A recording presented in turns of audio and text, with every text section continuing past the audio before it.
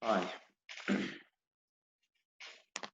All right. We were talking about power series, and now we will continue. We stopped. That is the last example we did last time. It was additional power series. When we're solving differential equations and we're trying to find power series solutions, we need to be good actually at writing 2 or 3 sigma notations under or in 1 sigma notation. Here this question says that write the power series given below as 1 power series. Here we are given 2 power series. That is the first one and this is the second one. So here we are going to write, actually we are also write this as 1 power series. Here the main challenge here, as you see, here n is starting with 2, but here it is 0, right? If you just write a few terms here, when n equals 2, the first term is x to the power 0, here we have 1. So when we have 0 here, x to the power 0 plus 1, here we have x, right? So here we have one constant here. So I cannot just take this x outside, right? Because I need to separate that constant term. To do this one equals, let me just continue here, equals, here if I just change this n equals 2, that means that n minus 2 is equal to 0, right? So n minus 2 is equal to 0. So here, if I just denote this n minus 2 with k, what happens here? If k is equal to n minus 2, right? So wherever I see n minus 2, I need to replace it with k. Or instead of n here, we need to substitute, what is it? Here, we need to substitute n equals k plus 2, right? So when we just do so, here we have sigma notation, k minus 2 here equals 0, right? And what is k minus 2? N minus 2 is equal to k. So here we have k, here we have 0, to positive infinity. So instead of n, we put here k plus 2, right? That is 1 less than this, k plus 2 minus 1. So here we have k plus 1 and times c sub n. What is n? N equals k plus 2. So here we have k plus 2 times x to the power. What is n minus 2? That's equal to k. So here we have k plus, and here it's already starting with 0, but actually instead of n, I can write m, I can write I can write j, k doesn't matter. Since here as an index I use k, also I'm here, I'm going to change this n to k. But we are not doing anything, just relabeling this index. So here we have k equals 0 to positive infinity. Here we have c sub k times x to the power k plus 1, right?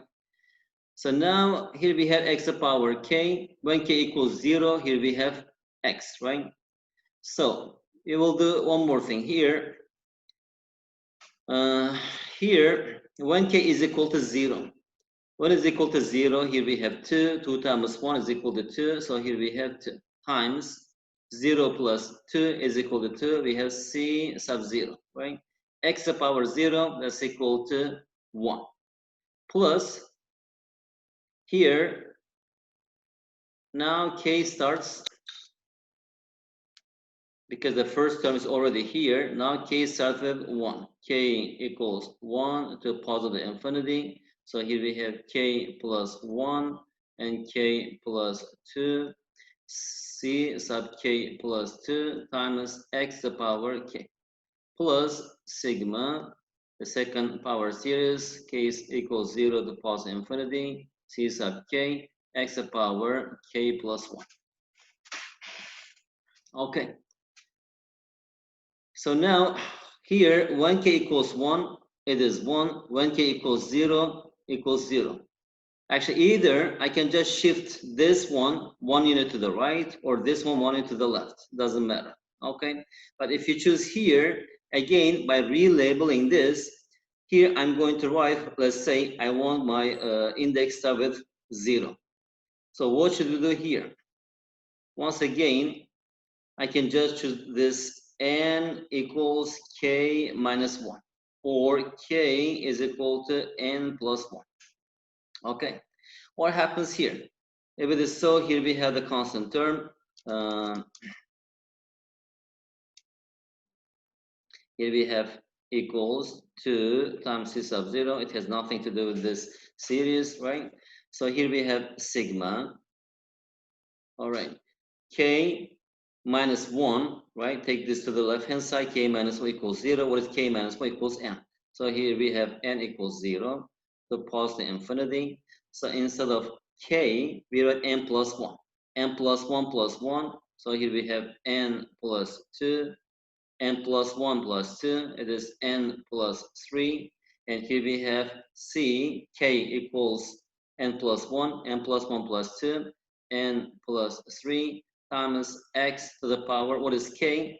K equals n plus 1. So here we have n plus 1 equals, actually, maybe I was not supposed to change here. Let's rewrite this using n. So n is equal to 0 to positive infinity, c sub n times x to the power n plus 1, right?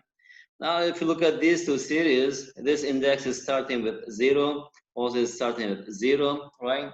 And here we have our variable x to the power n plus 1, x to the power n plus 1. So I can just write this using a single power, express this as a single power series. So here we have n equals 0 to positive infinity. So their things are just constant numbers, right? It's just coefficient. That's the common factor. Take this out. So open bracket here.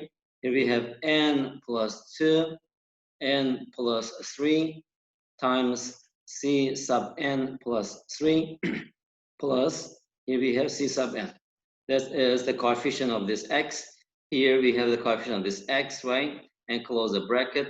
And outside here we have x to the power n plus 1. Okay?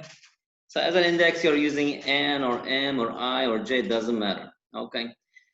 So that's it. We have just expressed this two power series as one power series here. And once again, it's really important in solving differential equations or finding the power series solutions of differential equations, because the main challenge is this. And after this, if you're trying to find these coefficients, and because of the property of identity, actually this thing should be equal to 0. Okay, now we will see this example a bit later. Okay, now let's solve one problem here. Power series solutions. Find a power series solutions. Y is equal to, what is it? The sigma n equals 0 to positive infinity, c sub n x to the power n. What is it? As we know, this is a power series, right? So that is y equals this, and we are assuming that if I substitute this into this equation, this will be the solution. Solution means left hand side will be identically equal to 0. Solution means this, right? So we are looking, actually we assume that it has power series solution, and we are assuming that it is this, okay? We assume that this is the solution of the equation, all right? What is actually, what we are trying to find here? X is just the unknown, right? And we need to know, we need to determine these coefficients. What are the coefficients of this polynomial function, right? That is a challenge here. So if I just can find these coefficients, then we can write our polynomial function, right? But here power series, because it goes to infinity. It has infinitely many terms. What we have to do, the first thing here, as you see the equation, here we have y prime plus y is equal to 0. But this is a very simple equation, right? We know actually without power series solution, this method, we can solve this. If you remember the first chapter, what is it? Y prime is equal to negative y, right? And here I can just write it as dy over y is equal to integral minus 1 just dx, right? And if you solve this, what do we get here? That y is equal to c times e to the power minus x. That is the solution of this differential equation, right? It's just the first order. That is the solution. Now here we are just going to prove that even by power series solution, we are going to get the solution, and you will see that we will get this solution. Okay, if you remember, and also we know that what is it? Taylor series expansion of this e to the power minus x, right? Or power series representation of e to the power minus x. The first thing we have to do here is, so here, since I'm assuming that is a solution, right? If I differentiate this, what I get here? So that is x to the power n comes to the front, right? Let me change my marker color. N comes to the front, n minus 1. But now, when we actually come to the front, right, what is equal to 0 is equal to 0, right? Actually, also, I should change this, but also I can keep like this, doesn't matter. This is the same thing as equals 1 equals 0, right, is equal to 0. When it is 1 is equal to 0, here we have this thing. So that is the same thing as sigma n equals 1 to positive infinity c sub n times x to the power n minus 1, right? Either such 0 or 1. Why? Because the first term is equal to 0. When n equals 0, that's equal to 0. And what is the second thing? Since I'm assuming that this is a solution, when I substitute into this equation, right? So when I substitute this here, we have y, it should be identically equal to 0. That means that first, let's substitute this, y prime, I know that. What is y? Y equals this, right? And substitute here, that is our y, y prime. This is our y. So I just substitute into the equation. Now, I need to express this as one power series. Well, we have just practiced, right? We know how to do that. If I do so, just we need to do some re-indexing here. So that is our y prime, right? That is our y, right? And equals here, again, k equals 0. I'm just changing to, instead of n, let's just write in k, okay? And shifting 1 back, because now I'm using this power series, okay? Here, n is starting with 1. So when n equals 1, what happens here? Here we have c sub 1 times 1 x to the power 0, right? X to the power 0. So that means that if I wanted to start with, for example, let's say k equals 0, and when it is 0, it must give us the first term, not 0, the first term. What is the first term of this series? It is c sub 1 times x to the power 0, right? See, if you check this here, when k equals 0, here k plus 1, it is 0 plus 1, it is 1, right? Here we have 0 plus 1, it is 1, x to the power 0, x to the power 0. Exactly the same, right? What we did here is just re-indexing, nothing at all. Plus, we just keep the power series here. We don't have to do anything here. Why did I do this? To have the same expression here. I want this x to have the same exponent, to have the same power. Because here n minus 1, here n, so I cannot take, it's not a common factor, I cannot take this out. All right, to take this out, actually they need to have the same exponents. Now here, as you see here, we have x to the power k, x to the power k, right? And also index is starting with 0, here also is starting with 0. So now I can write it as one power series. When I do so, as you see here, this x to the power k, right? And also x to the power k, take this out, and this sigma notation, everything the same, just write a single thing, right? Single sigma notation. And what is that here? Inside this thing left, that is c sub k plus 1 times k plus 1 plus, and here we have c sub k, right? Here we have this. Okay, so that is the first thing. And now we know that on the right-hand side, what we have here? On the right-hand side, we have 0. And actually, we are not solving this equation because we are putting the solution into the equation. So when I do this, it must be, this should be identically equal to 0. Okay? Because if you just expand this, what we have here, let's say here we have something c sub 0 plus c sub 1x plus c sub 2x squared plus dot dot dot, it goes past the infinity, equals, on the right hand side we have 0 polynomial. What does 0 polynomial mean? It means all the coefficients are equal to 0. So that thing here we have 0 plus 0 times x plus 0 times x squared plus dot dot dot. And if you're claiming that these two polynomial functions, I mean, even if you have finitely many terms here, if they are identically equal, means that all their corresponding coefficients are equal, right?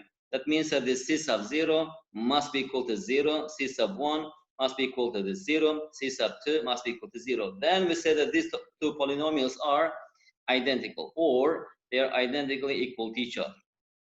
Okay, and this point is really important point. Okay,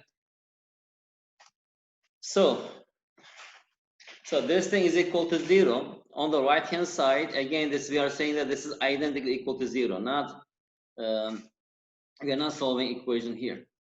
Okay, actually also equation, but actually it's an identity, because for every value of x, left hand side is equal to right hand side. So that is identity. So again, since on the right hand side we have something here, 0 plus 0 times x plus 0 times x squared plus 0 times x cubed plus dot dot dots,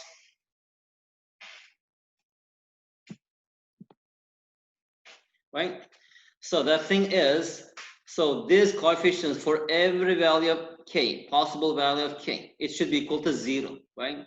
It must be equal to 0. I mean, identical equal to 0. And what are the possible values of k? As you see here, this index is starting at the 0, right? So possible values of k are 0, 1, 2, 3, all the whole numbers, right? 0, 1, 2, 3, 4.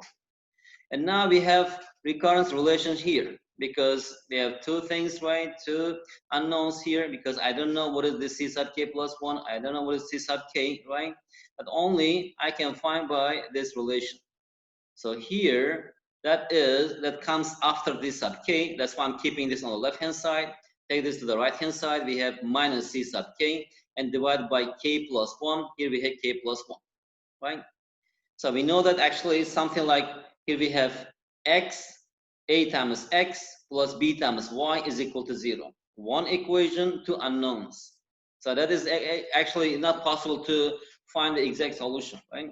We only actually find solutions, but here this will be independent variable, this will be dependent variable.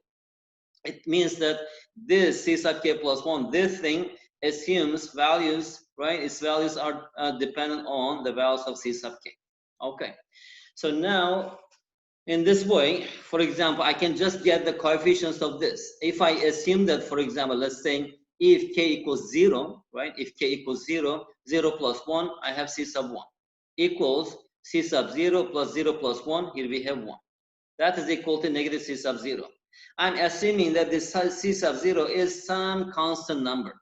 Okay, it can be anything, because here I cannot determine this. That means that this is an arbitrary constant. It can be any constant number. So how about C sub 2? C sub 2, to get C sub 2, k should be equal to 1. If k equals 1, 1 plus 1, here we have 2, equals, here we have C sub 1 over 1 plus 1 plus 2, right? So that's equal to minus 1 over 2 C sub 1. And what is C sub 1? We know that C sub 1 is equal to minus C sub 0, right? That is just substitute here. Now I get another also C sub 2 in terms of C sub 0. So C sub 2 equals 1 over 2 C sub 2, right? So C sub 3, again, here we can get C sub 3 by substituting 2 for k. If k equals 2, 2 plus 1 equals 3, right? Here we have 3. Here we have C sub 2 over k plus 2 plus 1. So that is C sub 2 over 2 plus 1, or that's equal to minus 1 over 3 times 2 C sub 0, right? Where do I get this? Here we have 1 over 3. And how about C sub 2? C sub 2 is equal to 1 over 2 C sub 0. So if I substitute here, this thing, right? This thing is equal to C sub 2, right? And this one is 3. Okay. So in similar way, now you understand, I think, we can get C4, right? C sub 4 equals minus, what it is, 3, 3 here, 3 here, 3 here, 3 here, right? And it is 3 plus 1 is 4. Here we have minus 1 over 4. C sub 3. What is C sub 3? C sub 3 equals this. So here we have minus, here we have minus, that's why it is plus. So that means that the first term is negative, second term is plus. I don't know, actually, it depends, of course, C sub 0. We are talking about the coefficient of this C sub 0, right? a number which is in front of this c sub 0. So it is plus, minus, plus, minus, or minus, plus, minus, plus. Anyway, this continues. So I can get in this all the coefficients of this equation. So if I continue this, now we were looking that our assumed solution is y is equal to n equals 0 to the positive infinity c sub n x to the power n, right? So that was actually, we assume that this is the solution of the differential equation. Now if you just expand this, when n equals 0, we have c sub 0. When n equals 1, c sub 1x. When n equals 2, here we have the third term. When n equals 3, we get this term, and it continues, right? So now I'm going to substitute these values into here, right? C sub 0, I don't know, it's any arbitrary constant here, right? And how about C sub 1? C sub 1 equals from here minus C sub 0, right? And here we have C sub 2. What is C sub 2? 1 over 2 C sub 0, 1 over 2 C sub 0, right? And C sub 3 here, so that's equal to minus 1 over 2 times 3, right? And here we have x cubed. And it continues. What is C sub 4 is equal to this, and substitute here, 1 over 4 times 3 times 2. Also we have C sub 0, here we have C sub 0, x to the power 4. Okay? And as you see here, it goes to positive infinity. And here, each term has the c sub 0. That is a constant number, and it's a common factor here. We can just take this out, right? If you just take this out, what we have here? Inside, we have this polynomial that goes to infinity. It has infinite many terms, right? And also, as you see here, it is possible to write this as a compact form. Not every time, but for this, it is possible. Because here, minus, plus, plus, minus, plus, minus, plus, minus. That means that here we have minus 1 to the power k. And how about here? We have 2, 2 times 3, 2 times 3 times 4. Actually, also here we have 1. And next one will be, it is 1 times 2 times 3 times 4 times 5, right? Blah, blah, blah. So each time this one is 0 factorial. This one is, here we have 1 factorial, right? And here we have 0 factorial. We know that 0 factorial is equal to 1. And here we have 2 factorial. Okay. Okay. And here we have 3 factorial. And here we have 4 factorial. So I can just write it as k factorial. And how about the powers of x? It's also ascending, right? And each time increasing by 1. Here we have x to the power 0, 1, 2, 3, 4, 5. So that is x to the power k. By using sigma notation is equal to this. So that is any arbitrary constant, right? This thing. So that is the solution, actually, power series solutions of the given differential equation.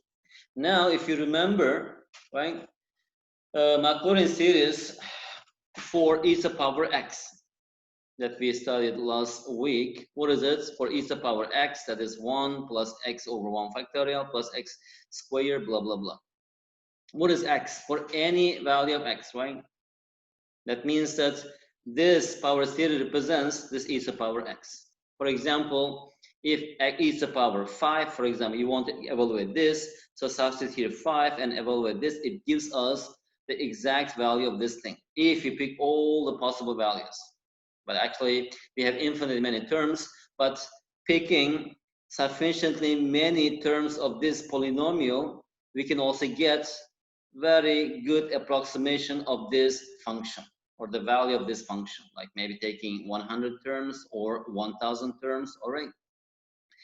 Anyway, but here, x can be anything here, so instead of x, how about let's say x, I will change this into minus x. What happens here? Here we will have e to the power minus x.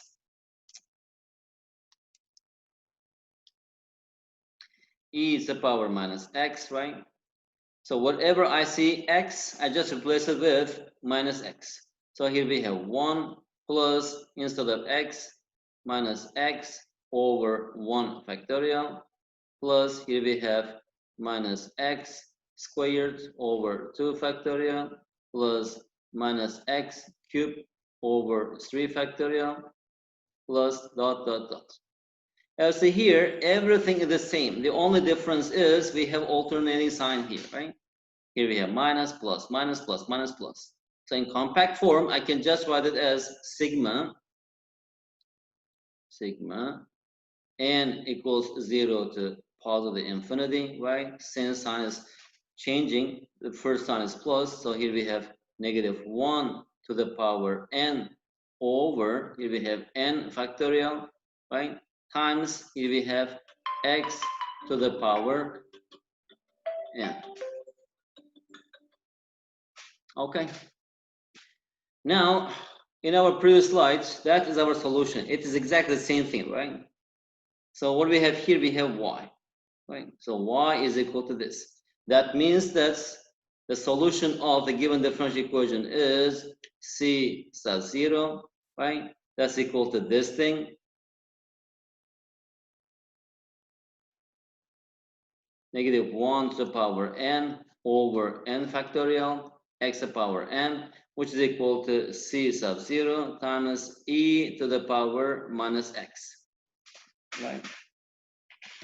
Actually here, we know that this series solution is equal to this, but not every time this is possible, all right? Sometimes you just leave it as power series. You have nothing to do, okay? Because in most cases, we do not have any special function that represents this power series, okay? All right, that's all about power series solutions. Now, some more examples, okay? Guys, now I'll give you a 5-minute break, okay? After 5 minutes, we will continue. So there is no elevator to success. You have to take the stairs. One beautiful quote. After 5 minutes, we'll continue. See you.